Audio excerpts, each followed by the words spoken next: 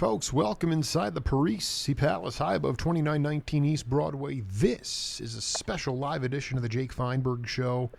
Coming to you live on Power Talk. Please go to our website, powertalk.live. Download our free app and stream all of our live local programming, including Solomon on Blast, the Jim Parisi Show, and yours truly, the Jake Feinberg Show. And we can't thank you enough for making us part of your day today. And really, it's my honor to bring in one of the most luminary and gifted melodic improvisers of all time. She started her career way back in the early 60s with her husband at that time, Elmo Hope. It was a spiritual time in music before academia got its teeth into the vocabulary of music, when the music ultimately was learned on the streets by people who were just basically organically channeling their soul and the music of the motherland of Africa. Without further ado, Bertha Hope, welcome to the Jake Feinberg Show. Well, thank you very much. Very happy to be here. You know, I just wanted you to talk a little bit about the culture. Did you meet Elmo on the West Coast? When did you first meet him? Yeah, I met him on the West Coast just around the time he left Chet Baker to remain out there. He was traveling with Chet Baker, and they were in California for I don't know how long. I think they did Vancouver and San Francisco. And I met him in Los Angeles around 1957.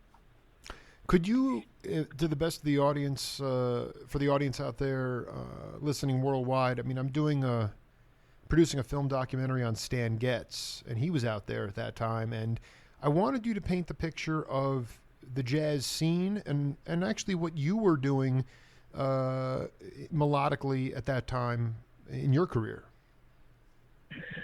Okay, well, right about that time, I was in Los Angeles City College just a little bit before that with Eric Dolphy, who was also going to school after coming home from the Army experience, and so that was really exciting for me to be able to just be involved with people like that. I was going to City College for music classes, but of course those were the conventional music classes that were all European, pretty Eurocentric, and had very little jazz attached to them. I grew up in a musical family, and so I was kind of already set up to be as open as I could be around the music that I was beginning to lean toward. Academia, as you say, had not gotten a hold of the jazz people yet to steer them off in a different direction, and you sort of had to look for what it was you were for being. I was being pursued by the interest in music, and then jazz just caught me and held on. So I was able to go to places with Eric where Max Roach was rehearsing with that wonderful band, and just be a part of listening to how they put a band together, how they structured a rehearsal, how they structured a song, how they structured their time for, let's say, from 4 o'clock in the afternoon till midnight or 1 or 2, when the music, they were just absorbed in the musical experience, learning from each other, passing on information, going over and over and over a song until it was polished. So there was no Institute of Jazz at that point. The Institute of Jazz was in a room like that, where you could listen to people who knew more than you did, and you could absorb from them based on the knowledge you already had, and be happy that you could talk to them and absorb it. Could you So give, there were you know, I mean, several- this is so important. I mean, by the way, why is it Bertha Hope, by the way? Is it Bertha? That's Go ahead. It's Bertha Hope. The Bertha Hope is a technical glitch that I cannot remove. Oh, okay. So it's Bertha Hope. Thank you. This is so. It flows Yeah. so much better. But I mean, like, can you talk as best you can about this idea of sonic expansion within the room? Okay, because this is the most important thing about music today is that we are dealing in a time where music is mostly digital, electronic music. The beats are crunched into people's ears, and I'm really curious about the learning. Dolphy eventually was channeling bird sounds, and Max Roach eventually came up with M boom. I mean, these were like this was sonic expansion, and I want if you could talk about a specific time where you actually witnessed vocabulary of music growing in this setting.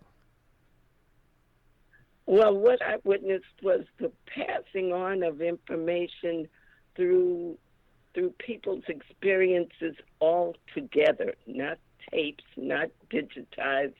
There was nothing electronic in the room. You were dealing with the sound waves of an acoustic bass and an acoustic piano, and even whatever your own heartbeat rhythm is, and where you found your own vibration into the music. So it was a communal experience, and you had to depend on yourself to bring whatever your instrument brought to the commune, but you also were experiencing this vibrational feeling between the group. I like to call it like something that you could sonically refer to from the visualization of a spider web, which looks very fragile, but it is really strong. And you're all held together by that almost invisible feeling of the vibrations that you bring to each other. And the idea that you are concentrating your energy into your instrument and also very aware of everybody else around you. So there's that I came along before all of that was going on, before you passed around a real book on an iPhone, No, I mean, this is so the spider web. Go deeper on the web. This is where my show lies. Well, I don't know. I just feel like there's this energy that has to pulsate between you and all the other people in the room. It's a communal effort to hang the music together, to listen for where somebody might have missed something and fill in, to use everything that's out there in space, in your space that you just created, to make the music happen as a unit. It's not a singular endeavor. Your learning your instrument is a singular endeavor, but when you encounter other people in that experience, then it becomes very democratic. It's a communal effort to make the music sing, to make the music live, to get your message into the other people on the bandstand, and altogether that communal message goes out to the people. And they give it back to you in the energy that they feel from you. It's a continuum. I think the spider web it extends into your listening audience, or especially into your audience that's live. If you're playing before a living audience, then you're aware of the fact that they're there and they want to have a good experience. You want them to have the experience that you are having on the bandstand. We're talking to a complete spiritual love child, Bertha Hope. It's such an honor to have her on the Jake Feinberg Show. I mean, did you what was you and Dolphy linked up at what was the college? We were at Los Angeles City College. L.A. City College, and then so would you wind up at Larry Gale's Coffee House to play? No, I wasn't involved in that. Tell me a little bit about um, one of the issues that one of the things I'd like to talk to you about is the more that I mean I've done 4 dozen interviews for this documentary on Stan Getz, and I wanted to know from your point of view, uh, how much of a factor. I mean, here's the bottom line: if you people used a lot of heroin, and if you, my question is, if you were using, were you and excuse me, if you weren't using, were you not trusted? Were you not part of the scene? That to me on the New York side, the vibe I get is that there were cats that were sober, teetotalers, didn't do anything, and that was cool. But for the most part, there was a little bit of mistrust if you weren't part of that group. And I wanted to find out from you how prevalent was heroin use, in the 50s amongst the cats. Well, I didn't encounter the heroin use till I came to New York. In fact, I was oblivious to the fact that many musicians were being paid off in heroin in Los Angeles, and I could imagine that might have been going on in New York too. But I came to New York in 1961. I think there was a big division between users and non-users because some people were not even recognized at the same in the same way that other people were, depending on who you knew in media, But I have heard it said that people were really divided in a sense, and I think that was a lot of that may have had some serious consequences for where you could work, depending on whether you could be manipulated or not. So sometimes the whole band were people who used heroin, and then you find another band and nobody was using heroin. So, but you weren't at the time in L.A. Cats were getting paid with junk, and then in New York, if the band always was addicted to heroin, you say they could actually be manipulated to be playing 3-4 sets a night and just get paid in drugs. Is that what you're saying? No, I'm just saying that I think that because it seemed to be part of the contract. This I know about in Los Angeles. I really don't know how that worked in New York, but I can remember sitting and waiting to take people home, after a great gig, and wondering why we were sitting around so long after the gig. Why wasn't anybody ready to go home? I'm tired, let's go home. Yeah. And so they were Yeah. Do you remember viscerally how, you are a strong woman, you are a mother, amazing accomplished player. Do you remember what you felt when it was revealed to you that in fact a lot of cats were hooked on junk, and when did you feel, can you talk a little bit about how you felt viscerally? Well, I was married to a person who used drugs, and I did not understand the dynamics of that drug use. I didn't understand how I fit into his life. I didn't understand anything about that. And then all of a sudden I was in it for a period of about 2 years, because I had no inkling at all about what that situation was about and whether it could be overcome. I didn't know anything. So I was in there for about 2 years myself until I understood that this was not going to work for me. Elmo was getting very sick. He eventually, he died very, very young. And when, God rest his soul, when he died, my drug use was finished forever. So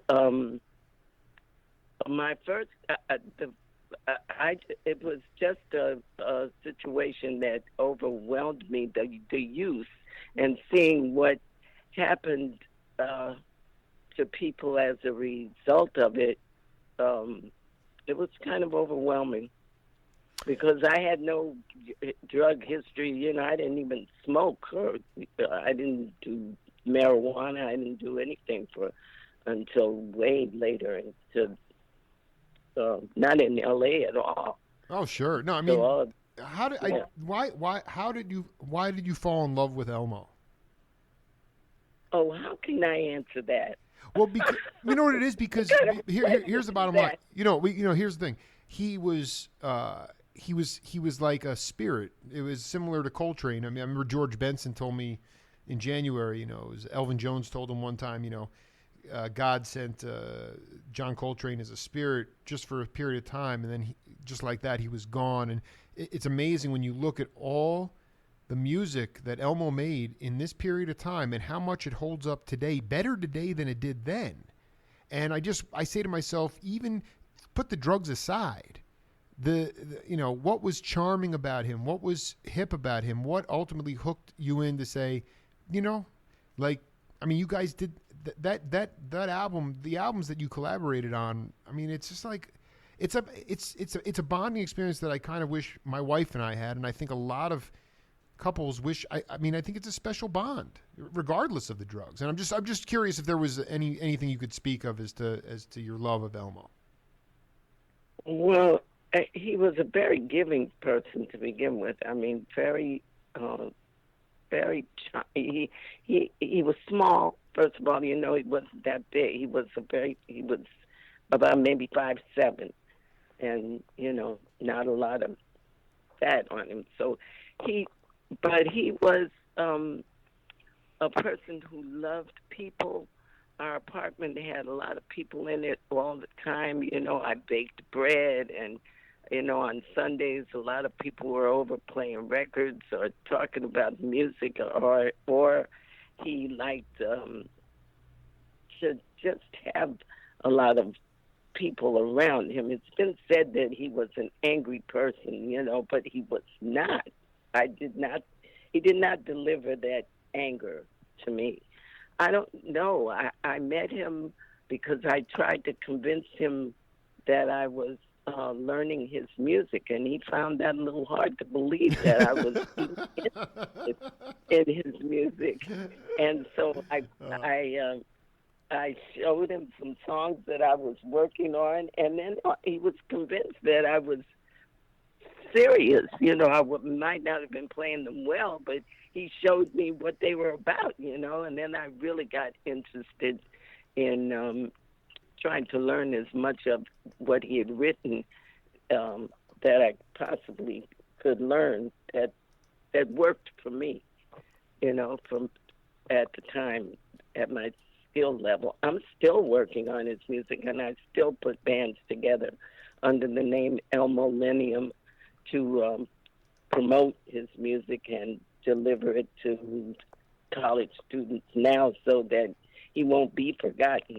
And of course, you know, there is the street that he grew up on in the Bronx is now called Elmo Hope Way. Wow. And Yeah, that's, I mean, to me, this is so, I just want to know Bertha Hope. So you loved his music, but I did love it. the, And I yeah. heard, it's interesting, I heard first Bud Powell, Mm-hmm. and then I heard Thelonious Monk, and then I heard Elmo. So that was the order in which I heard those three pianists, whom I consider the most important three of the shaping of the sound of the bebop piano from the 40s into the 50s. Elmo's recognition was withheld because he was um, traveling. But he was traveling with the rhythm and blues bands, but he was writing all this music while he was playing one thing, he was writing something else. So I fell in love with the man, and I fell in love with the music. And Was he on the like the Chitlin circuit with these like these R&B bands and things like that? He Or was with the Joe Morris Territorial Band in the South. Yeah, they were doing rhythm and blues. They were recording for Atlantic Records, and he was playing 12 to the bar. I want to know. Blues. This is so. I cannot believe. So I mean, you're there Sunday afternoons in L.A. But Bertha Hope, who was in your band? These cats. This time period in jazz, you had these pianoless quintets going on. Jimmy Jufree, all these other. Harold Land was out there. Curtis Counts. I know these are guys that collaborated with Elmo. Who did you play with? Who were you playing with? Well, I was playing with Billy Higgins. Oh my God! You were playing with Billy Higgins in 1958. Are you? This is unbelievable. Well, the reason that came about was because he and I went to school together. I mean, junior high and part of high school. So he was really one of my first musical buddies. Who was love it. The same kind of music I was listening to.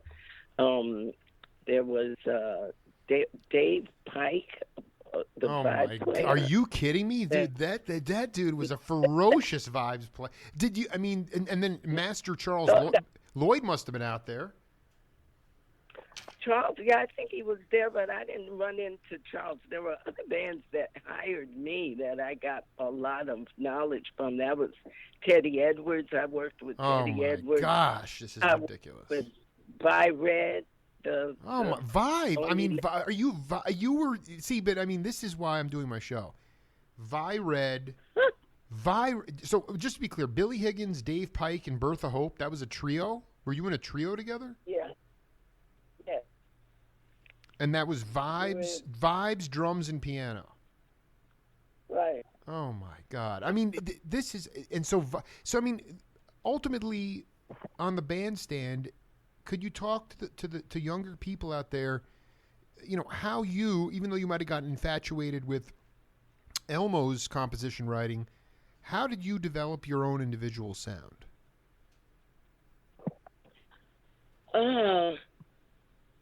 I'm still developing my own individual sound, I think, but I think it came from, first of all, having small hands, and the most technique that I ever acquired really as a technical player was through a Bach technician. So, I didn't have a wide sweeping variety of solid technique.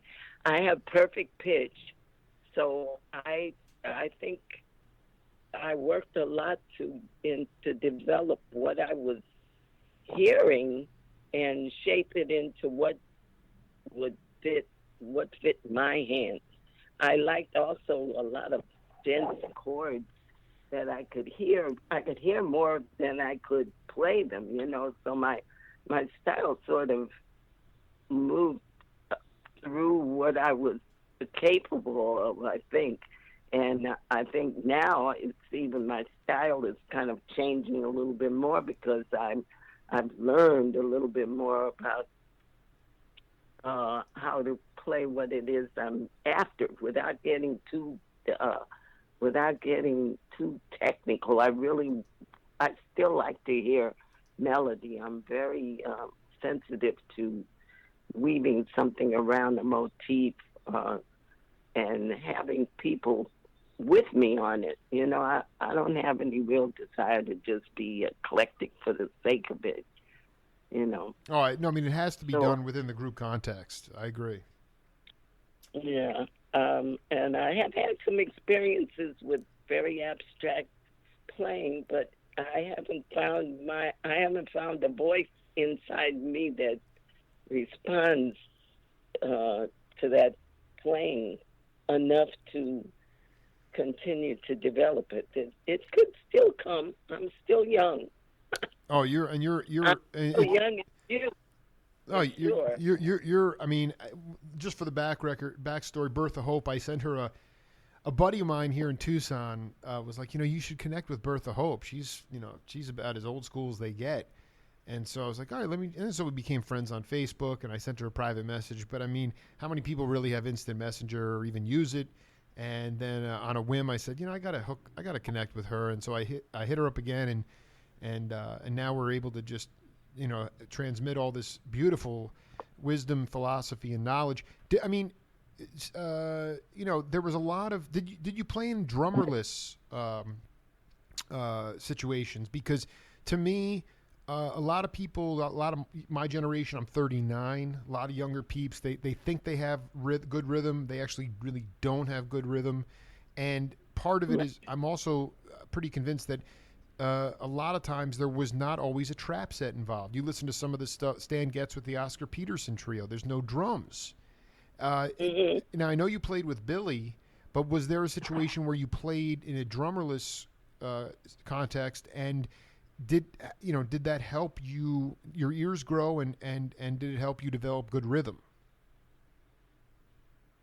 I only played in that abstract context with drummerless bands.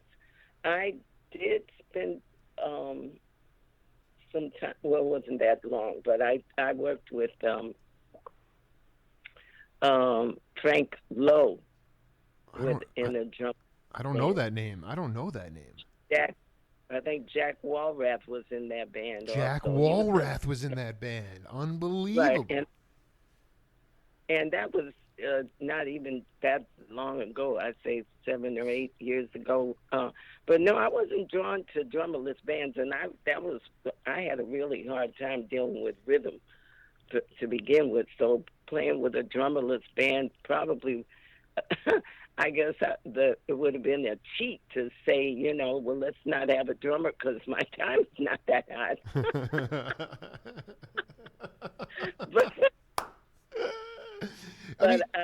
Go ahead. Those were just things. I mean, it took me a really long time to find the pocket and move through the music that I wanted to create and have everybody on the same page. So I haven't dealt with drummerless bands, but or been that attracted to them. For me, the drum is something that you have to think twice before you eliminate it from anything you call jazz. That has deep implications for me, eliminating the drum. Because the drum is like the signifier of all that's happened to us, to separate us, I mean, as an American people, African Americans. The drum was, the signal. So to remove the piece in the band that gives the signal in terms of our culture, our separation, our togetherness, to me makes a really serious statement all by itself about how you where you fit. I think you're making a really good. I think you're making an incredible point, and I want you to go deeper on it. But I don't mean to diminish that. It's just it wouldn't be lacking. The piano's a percussive instrument. Maybe there's some conga drums, or it's just not the traditional trap set is what I should be saying. I mean, ultimately all those pieces of drums were put together in the first trap set was played at Congo Square, Bill Summers.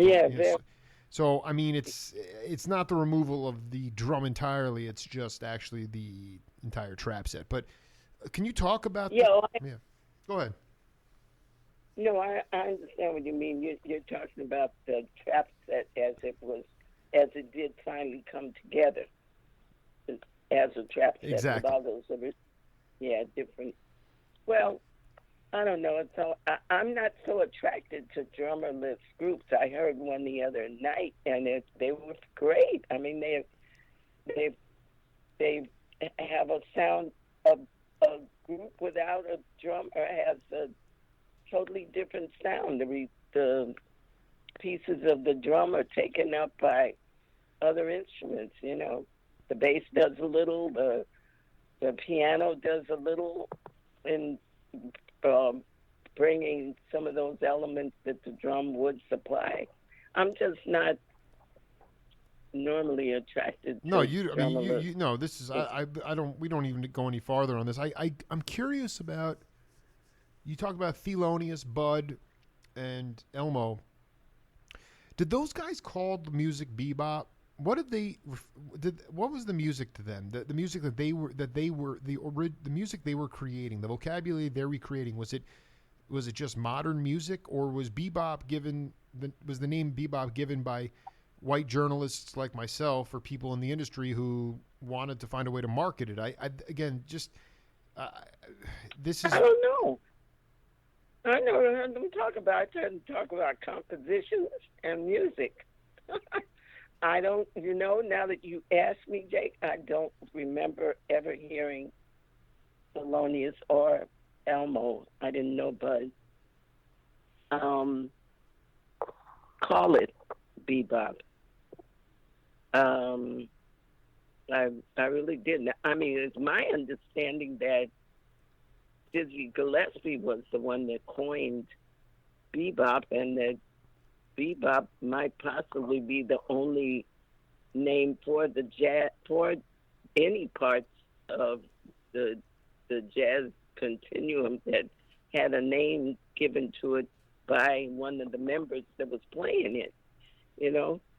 That was my understanding. But I never heard Elmo refer to the music as bebop or differentiating it from swing or anything else. Is there a way for you to talk to me and the audience about how Elmo and Thelonious helped grow the vocabulary of music? I mean, I'm from the Duke Ellington School, so throw the labels out. But you talk. I just would love you to. This is very important. You read my posts. I mean, it's not a theory-based show, but I am intoxicated by vocabulary extension. So, could you talk about the roles that Thelonious and Elmo played in helping that growth? Well, right around the time that music started to evolve, Elmo, Thelonious, and Bud were inseparable, sort of, from what I understand. I wasn't there, but I've talked to Johnny Griffin and to other people who were there, who say that Elmo, Thelonious, and Bud shared so much of their own musical history with each other in writing. Thelonious and Elmo have some songs that are very similar in nature. So I think that Elmo, Thelonious, and Bud used to roam the Bronx, going to friends of theirs' houses to play their pianos till 5 and 6 o'clock in the morning.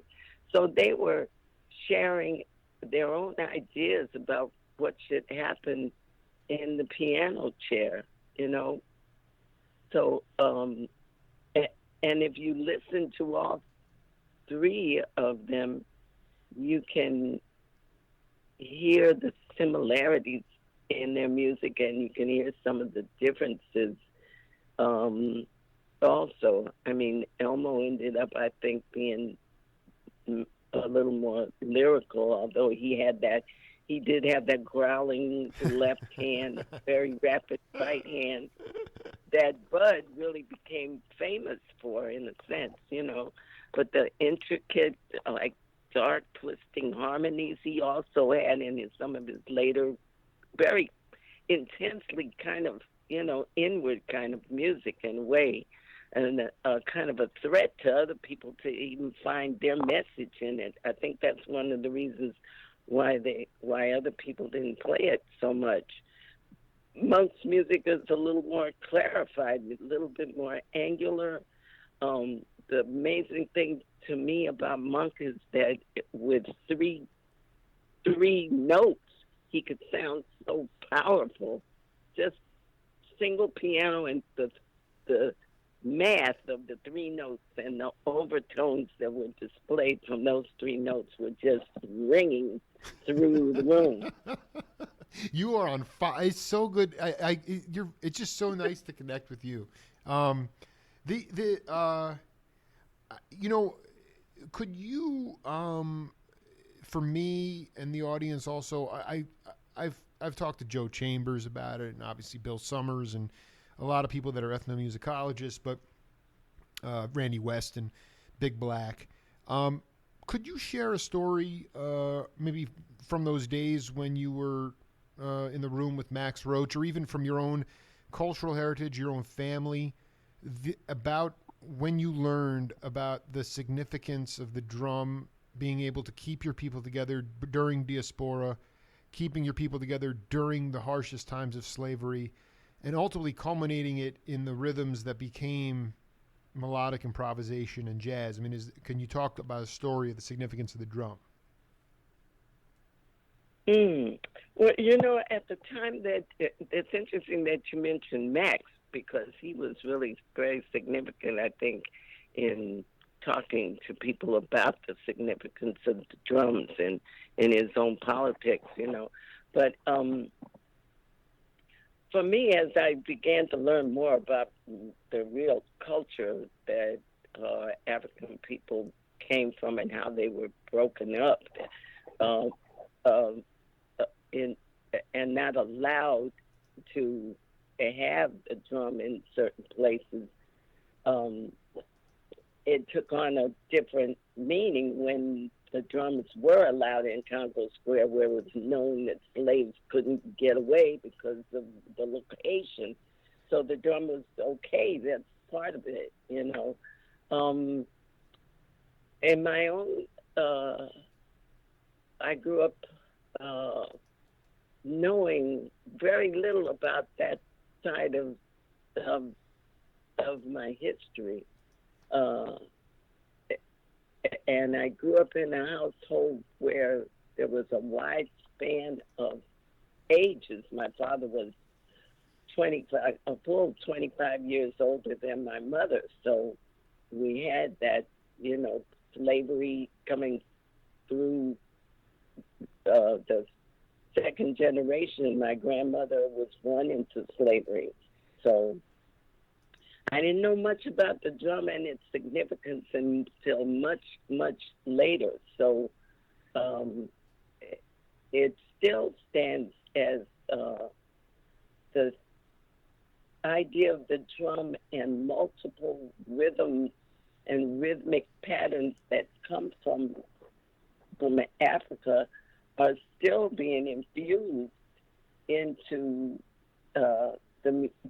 even the popular music that people are listening to all over the world. And the more the music expands into the world, the more it brings back other rhythms and other pieces of conversation. But if you try to remove the idea of the significance of the drum, then you start to remove, for me, a lot of the experience of the culture in this country, because if it weren't for the combination of the use of the drum to promulgate all these rhythms and the Eurocentric harmony patterns, the music would have never come together to be what it is. It would be something else, but it wouldn't be this. Could you talk about the first time that you went to Africa? I have not been to Africa, unfortunately. Ever. Because Nope. the interesting thing is, I was talking to a bass player, John B. Williams, very beautiful bass player, and he was over with Benny Carter doing a Goodwill tour in '76, and Earl Palmer was the drummer, and he bought a sitar in Pakistan, and he was looking for like a book on how to learn to play the sitar. You know, every country they went to, where's the book? Where's the book? And And then somebody finally said, he goes, Right. "There's no book. The Right. the knowledge gets passed down from elder to teacher to student, and much in the same way that Thelonious, Bud, and Elmo traded ideas and shared all this stuff, or Dolphy and Max and all this stuff. I mean, the point is that music was taught from person to person, and then the Europeans came in and they couldn't grasp the metered or the time feel. They couldn't notate. So eventually they notated it and they put it into books and things. Right. Okay, but this idea of this, throw the textbook out and just feel. I mean, to me, this is like the most important thing. This is what you were just marinating in your career. And I just want you to talk about feeling the music, how to feel the music, because we are getting to a point now where the music is so loud. There's no dynamics. The double bass drum is the only timekeeper. And it's affecting people's ability to hear, so they stop listening. And you can see our entire construct at this point is crumbling because of this, right? I mean, there's a lot of validity to that. So I want you to talk about ultimately feeling, because you can get up on the bandstand and have monster chops and technique, and then you people wind up staring at the wall because there's no soul. And so I want you to riff on that whole thing for a minute. Just how did you learn to feel the music? Well, feeling the music, first you have to feel it through yourself. You have to know that it's in there. It's already in there. You have to find a way to trust. You have to trust that what you're feeling is in there. And then you have to understand that there is, a placement that's yours. And then you have to understand, I think there's a placement about where the rhythm belongs with somebody else. And you have to make compromises right there about how they feel about it, how you feel about it. But you have to allow that to happen. And I think we're a little late now in trying to get the last two generations that I've encountered anyway to deal with the fact that that is really an important element of the spirit of the music. The schools are caught up in either trying to get you to work so you can learn how to play 64 notes in, a third of a second and breathe fast as quickly and play as fast as you can, as quick as you can. Play a bossa nova, play a samba, play a blues, play a ballad. Just know where it belongs and what to do with it, and when it's called for, that you have it on your iPhone or you have it on your iPad or you have the whole real book in front of you, and you don't have to feel anything because you know how it goes. You've been taught how to play it, and you've been taught all this correctness about what it should be, but you haven't been taught to just let go and find out where your feeling center is for the music. So sadly, I'm just now remembering the first time I saw an iPhone go up on my bandstand, or a cell phone go up on my bandstand. I thought, what are you doing? Well, the girl told me, I have the changes here. I said, well, put it down. But I don't know this song. I said, well, you're going to learn it now. Turn that phone off.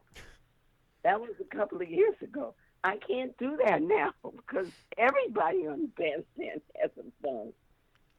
There's you're nailing this, because even with the over reliance on technology, again, Bertha, Hope, and I would not be able to connect without technology. There's many valuable things for it, but it's also about like knowing a deep bag of tunes, like knowing a lot of tunes, and to me, I mean,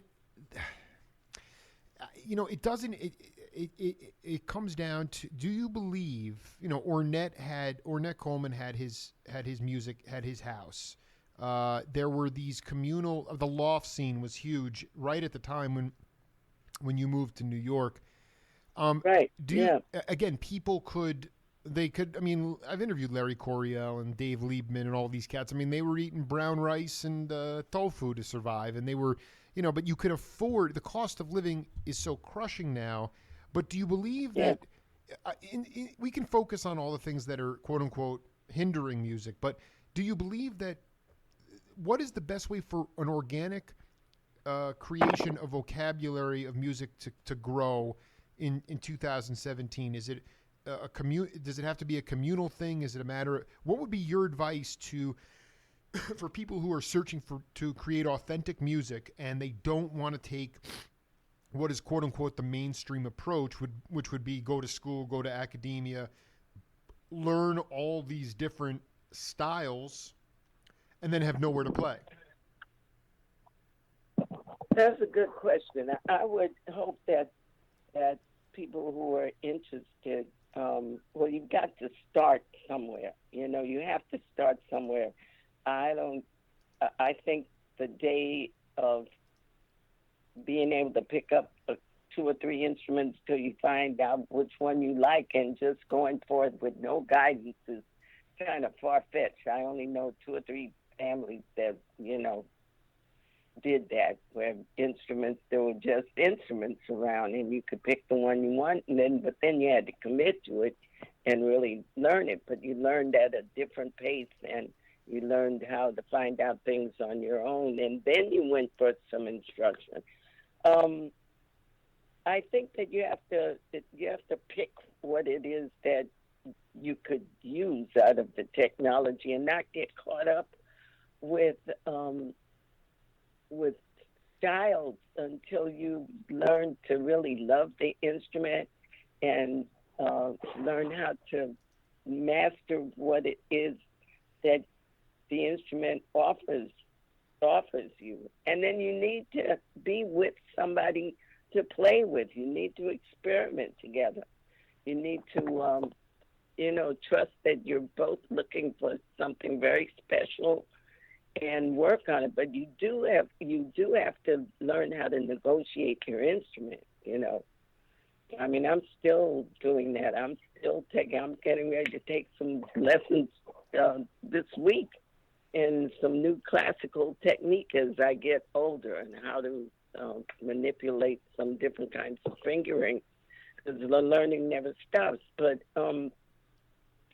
I think in today's world, with all the technology you have to be careful what you use, so that you don't get so caught up in the technology and forget that there's a self involved in playing the music.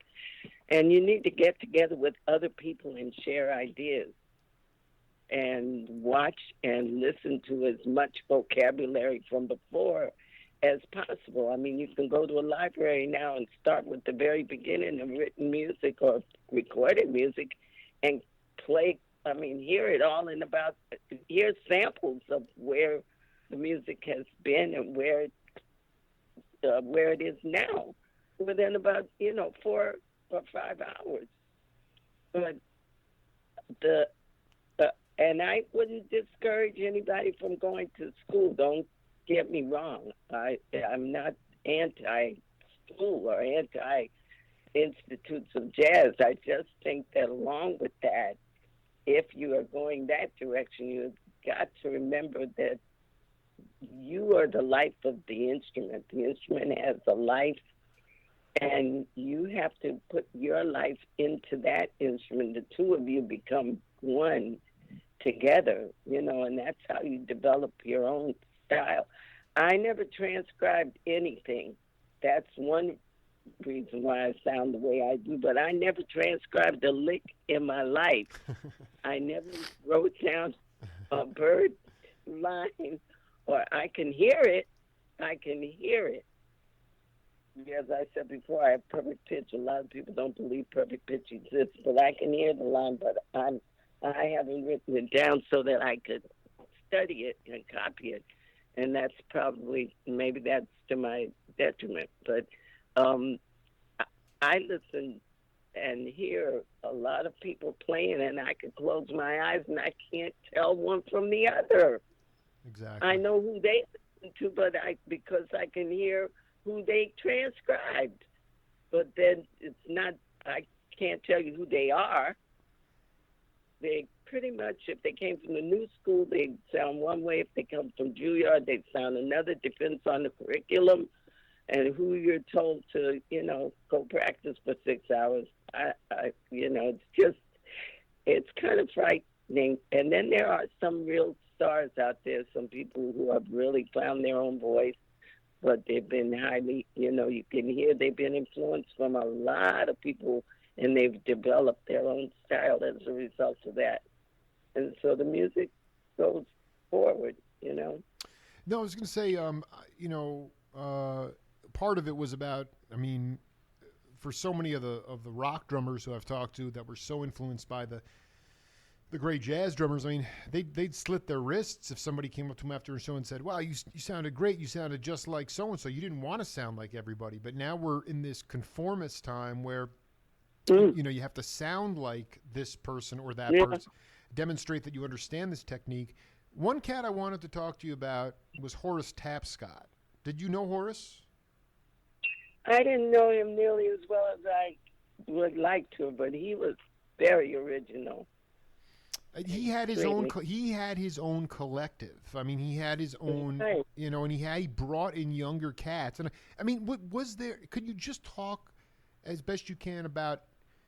I'm sort of veering off here, but I interviewed the bass player Miroslav Vicious, and Uh-huh. so he talked about. Okay, so we're.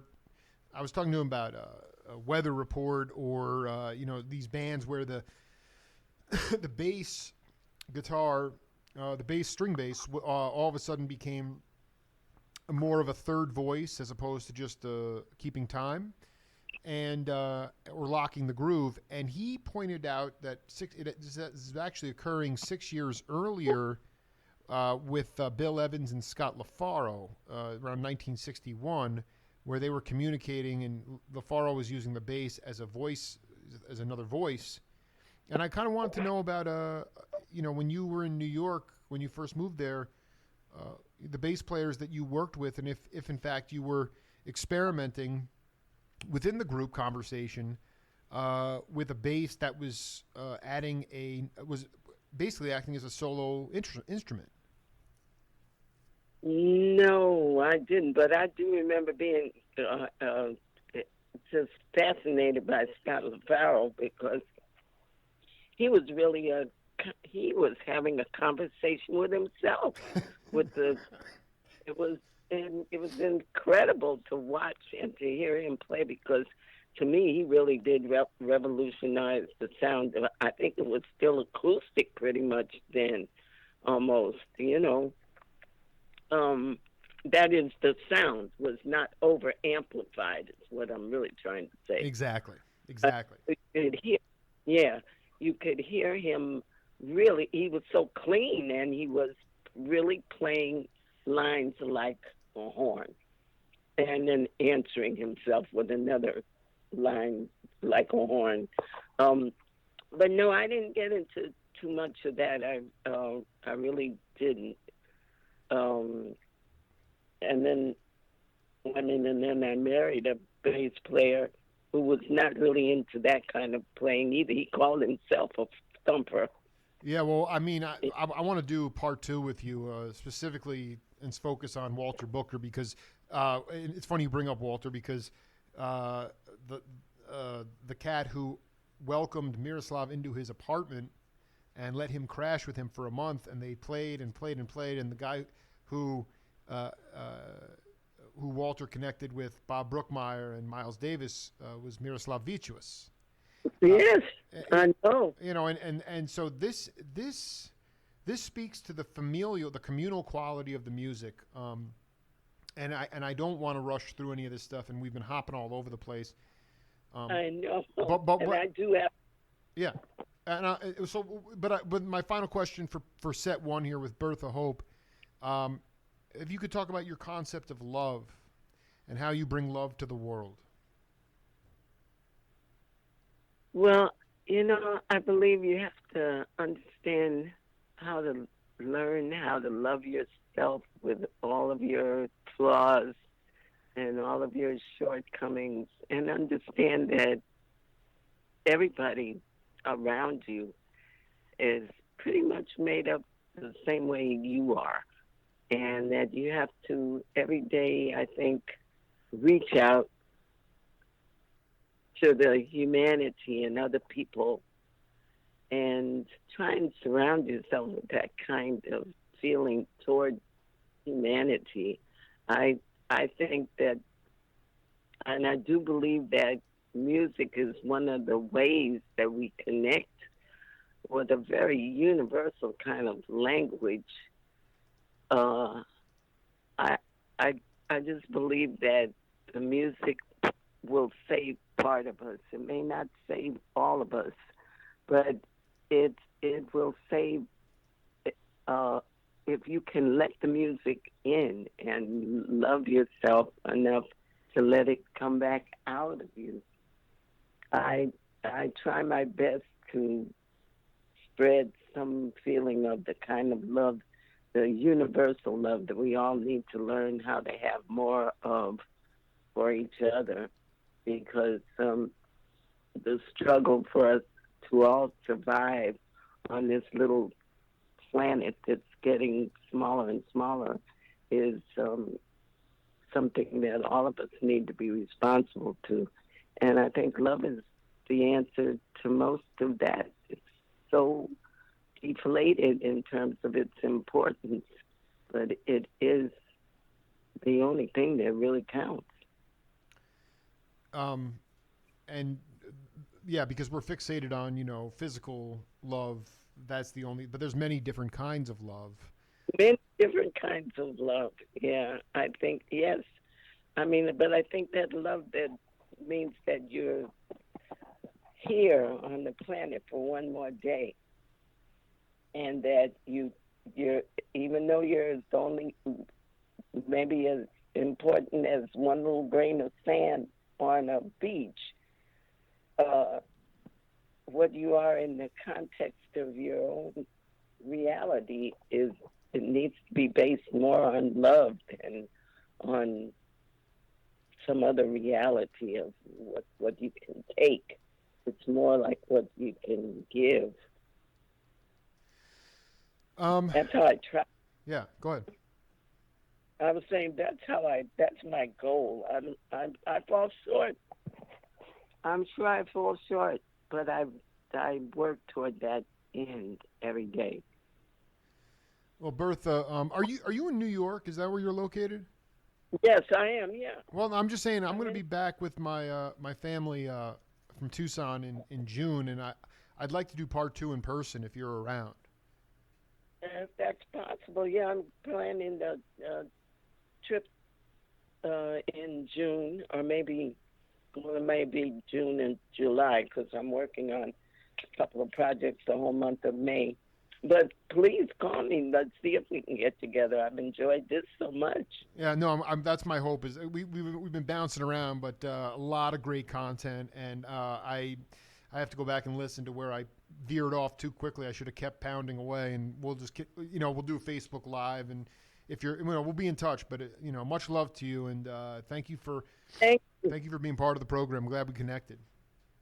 Thank you so much. It was wonderful. Thank you for having me on, Jake. I really appreciate it. All right, spread the good word, and you can look. I'll send you a copy of this later, and then you can look to. I'll be transcribing some of these pertinent stories and blasting them all over new media. So enjoy. Oh, great. Yeah. All right. All right. Thank you so All right. Later on. much. All right. Bye. Bye-bye.